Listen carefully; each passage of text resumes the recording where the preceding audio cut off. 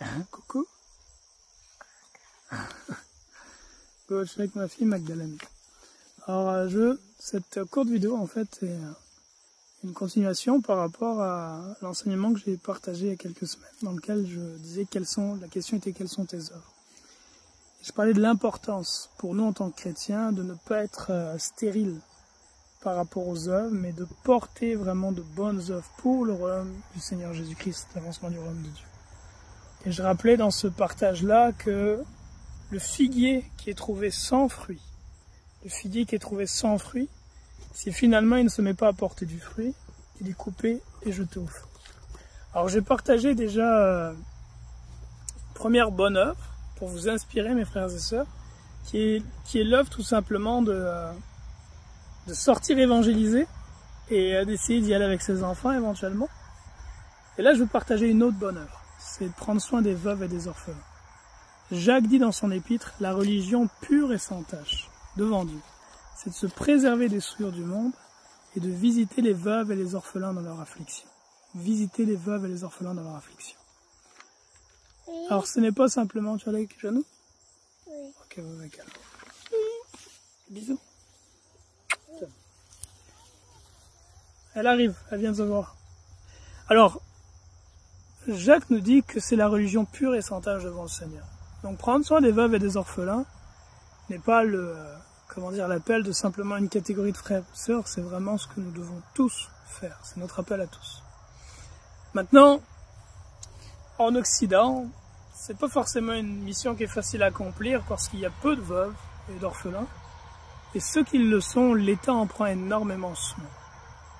Quoiqu'ils aient probablement besoin d'être visités, encouragés dans la foi, les besoins matériels sont beaucoup moins présents. Par contre, il existe d'innombrables pays sur cette terre, d'innombrables localités, dans lesquelles les femmes qui sont veuves et leurs enfants orphelins vivent dans une grande misère. Et c'est vraiment simple, mon frère, ma sœur, de commencer une œuvre pour en prendre soin.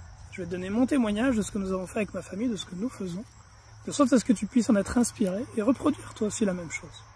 En 2021, je suis parti seul en Ouganda. Je suis parti seul là-bas pendant presque 4 semaines, 3 semaines et quelques. Et durant le temps que j'ai passé là-bas, j'ai fait des contacts. Et à travers les contacts que j'ai fait là-bas, nous avons commencé à mon retour, avec l'un de ses frères qui s'appelle Tadeo, une œuvre auprès des veuves et des orphelins.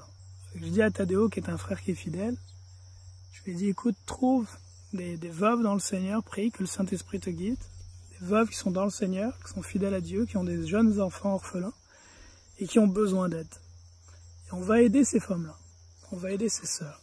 Et le projet, en fait, qu'on a commencé ensemble, c'est non seulement de chercher à pourvoir à leurs besoins qui sont urgents, mais de les aider à mettre en place des activités qui soient rémunératrices, pour qu'elles puissent créer de la valeur avec le temps et ne pas être dépendantes de l'aide financière de tierces parties. Et c'est ce qu'on a commencé à faire donc depuis, je pense, l'automne 2021. On s'occupe de 4 veuves là-bas, avec leurs enfants. Vous verrez peut-être des vidéos, je vais essayer de faire un montage et puis d'en mettre en même temps. Et dans le fond, ce qu'on fait, c'est essayer de pourvoir aux besoins immédiats, donc ça peut être des besoins de nourriture des fois, si c'est besoins immédiats, les besoins de vêtements, payer les frais de scolarité des enfants. Mais aussi et surtout, et c'est ce dont on est le plus heureux, c'est de monter pour ces femmes-là des petites activités commerciales. En général, ce sont des porcheries. C'est qu'on emploie des ouvriers, on achète le matériel, on fait bâtir des porcheries, on achète les cochons, de sorte à ce qu'elles puissent élever des cochons, avoir des pourceaux, les faire grandir et les revendre. On a aussi commencé pour l'une d'elles une activité de poules pondeuses. On a acheté des centaines de poules pondeuses qui lui permettent de pouvoir vendre les œufs et après ça, avec le gain, de racheter encore, etc. Et ce sont c'est quelque chose qui est simple à faire, mon frère, ma soeur. Prie que le Seigneur te guide vers un pays où tu peux aller. Dans ce pays-là où il y a des besoins, dans ce pays-là, rencontre des frères qui sont fidèles et mandate-les. Et c'est une double bénédiction parce que pour toi, ça te permet de pouvoir faire don de ton argent à ceux qui en ont le besoin, aux veuves et aux orphelins, comme le dit la parole, de prendre soin du Seigneur. Quand on prend soin de ces veuves et de ces orphelins, c'est de Jésus qu'on prend soin. Elles sont son corps. Mais deuxièmement, c'est aussi une bénédiction pour les frères qui sont là-bas. Parce qu'ils ont la bonne volonté, ils ont la foi, mais ils n'ont pas financièrement forcément les moyens de prendre soin des pauvres, parce qu'eux-mêmes sont en besoin bien souvent. Et donc ça leur permet de pouvoir exercer aussi ce ministère. C'est une double bénédiction pour celui qui donne, et pour celui qui va porter le don. Et je veux vraiment vous encourager, mes frères et sœurs, à ne pas être stériles, mais à apporter de bons fruits pour le royaume de Dieu. Afin que lorsque le Seigneur reviendrait, ne dise pas « je ne t'ai jamais connu », mais qu'il puisse te dire « bon et fidèle serviteur, entre dans la joie de ton maître ». Je vais finir avec un passage qui est dans le livre de Corinthiens qui dit ceci. « De même que vous excellez en toutes choses, en foi, en parole, en connaissance, en zèle, à tout égard, et dans votre amour pour nous, faites en sorte d'exceller aussi dans cette œuvre de bienfaisance. Je ne dis pas cela pour vous donner un ordre, mais pour éprouver par le zèle des autres la sincérité de votre charité. Car vous connaissez la grâce de notre Seigneur Jésus-Christ, qui pour vous s'est fait pauvre, de riche qu'il était, afin que par sa pauvreté vous fussiez enrichis. » Cet exemple que Christ nous a donné, nous devons le suivre nous aussi. Récemment, un frère me demandait c'était quoi le premier poste de dépense dans mon budget.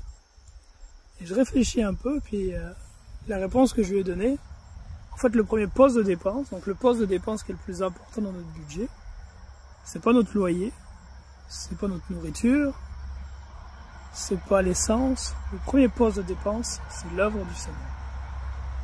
À travers différentes œuvres, celle-ci en est une, j'en partagerai d'autres à l'avenir. Je pense qu'il doit en être de même dans chacune de nos maisons. Le premier poste de dépense doit être le royaume de Dieu. Et si tu donnes à l'Éternel la première place, ben lui aussi en retour te donnera la première place. Par la grâce de Dieu, moi, ma femme, mes enfants, nous n'avons jamais manqué de rien et j'ai la conviction dans le Seigneur que nous ne manquerons jamais de rien. Dieu est fidèle. Mais donne-lui la première place, œuvre pour le Seigneur et visite les veuves et orphelins dans la réflexion. Soyez bénis en Jésus. Bye bye.